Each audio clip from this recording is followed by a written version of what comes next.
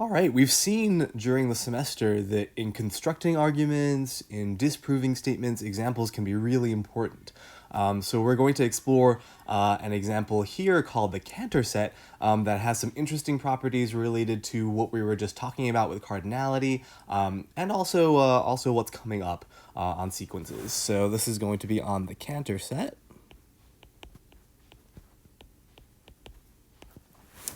Okay, so what is the Cantor set? Let's start with that definition. All right, so this is what's known as the middle thirds Cantor set. So I will write that here, but not again. So whenever we say Cantor set, this is what we're referring to. There are a couple different versions, but all have very similar properties. So the middle thirds Cantor set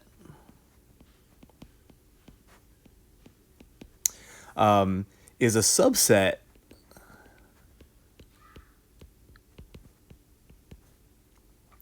of the interval 0 to 1 on the real line.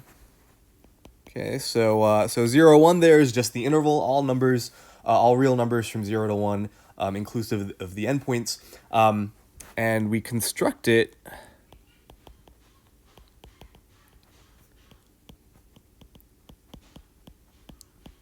in the following way. So first of all, we start with the interval from 0 to 1.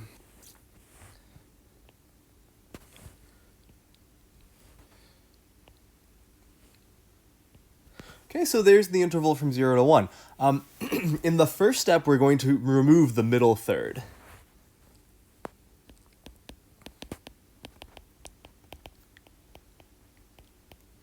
So this is why it's referred to as the middle thirds Cantor set. So the middle third here is going to be the interval from 1/3 to 2/3, and notice it's actually all the numbers between those, so I'm using parentheses here on that interval. So 1/3 and 2/3 don't get removed, they get left behind. So let me try to draw it a scale here.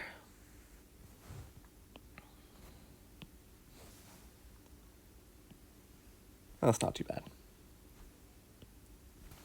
So 0's there, 1/3 is there, still there, 2/3 is there, 1 is there. We just remove that middle third. Now the second step is to remove the middle thirds of the two remaining intervals.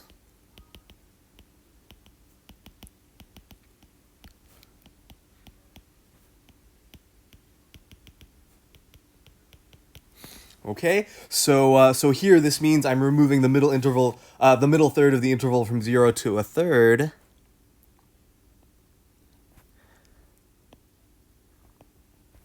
And the middle interval of that interval from 2/3 to 1.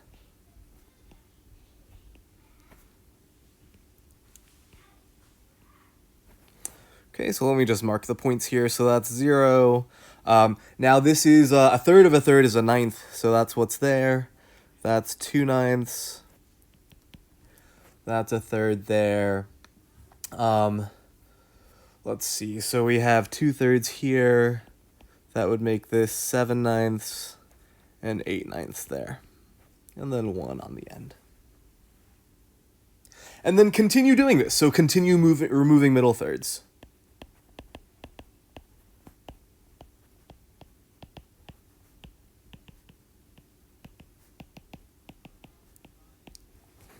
Okay, so we just keep going. So in the next step, it would look something along these lines. I won't mark all the points. I won't label all the points. Sorry, but then there are some 27ths, I guess, along the way here. And then we just keep going. We keep going for forever. So we do this infinitely, and what remains is the Cantor set.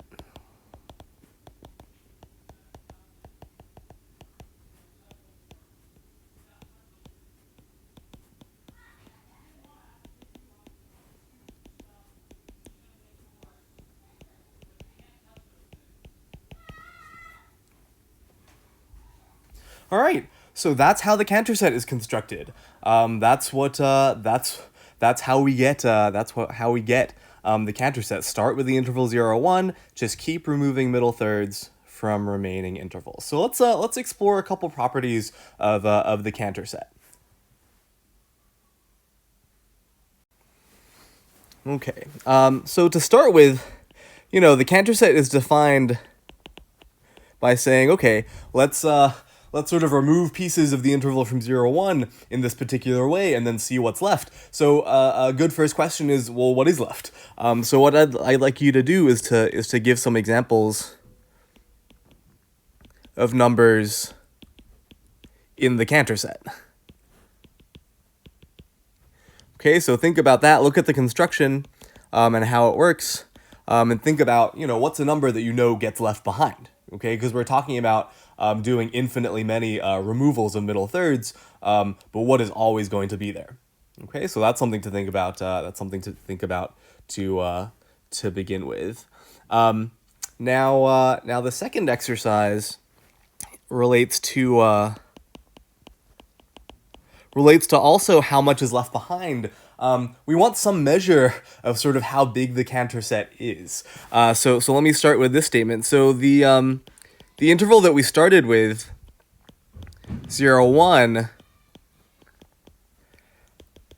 has length 1, and then after the first step in the construction, there's a total, the total length left is 2/3.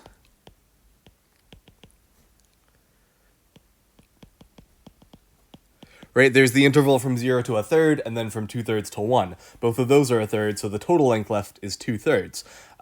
So what I want to know is, what's the total length left after step 2?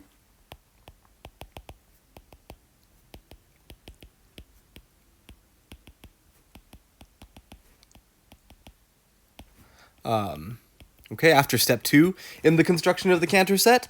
And then same question, what's the total length left after step 3 in the Cantor set construction? And then I want you to make a conjecture about what the total remaining length is after the nth step. Okay, so this is complete and prove.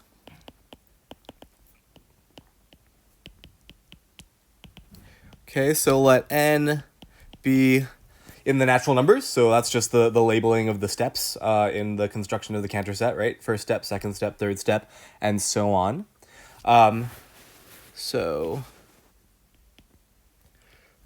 here we go. So the total length remaining after step n is blank. So I want you to finish this and then provide an explanation for how this is true. And then let's take it a step further. So use your conjecture from C to find the total length of the Cantor set.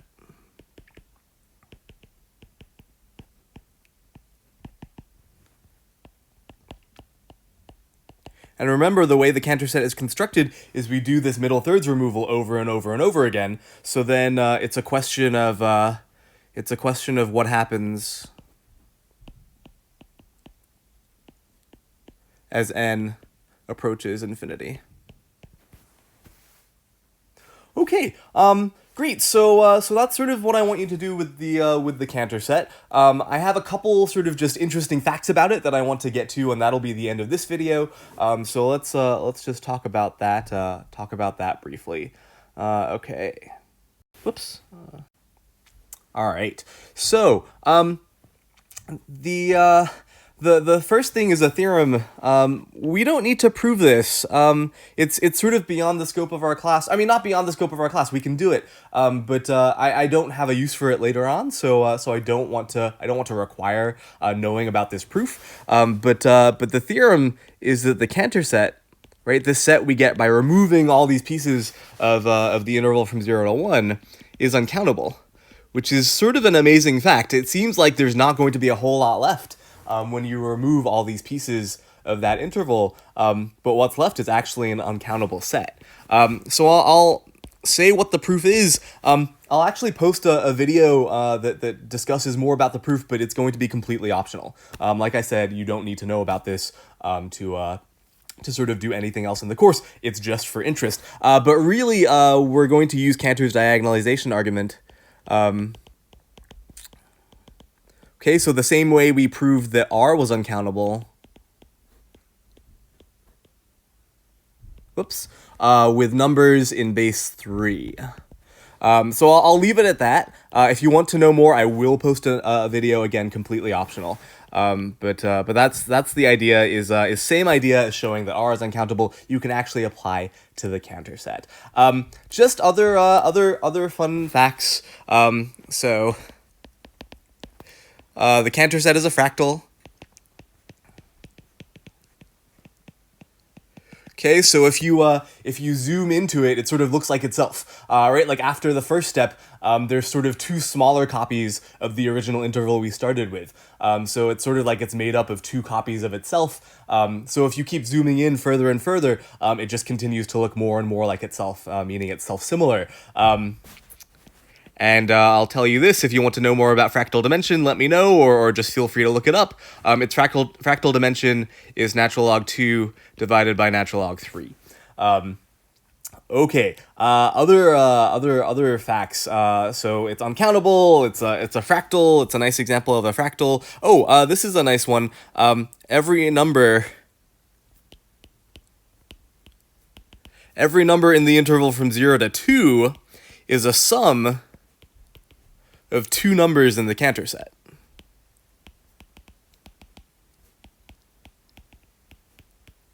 Again, pretty incredible. It doesn't seem like there are a whole lot of numbers in the Cantor set, right? We removed a lot of things from that interval we started with, but it's uncountable, and you can get any number from 0 to 2, any real number, by adding together two numbers that are in the Cantor set. So this is really just to illustrate, again, sort of some of the power of examples. Having examples around can be useful, and there are lots of interesting examples and interesting sort of things that can happen with examples. Okay, very good. So that's really it for the Cantor set. We'll play around a little more with that calculation of the length of the Cantor set coming from exercise 2 in what's to come on sequences.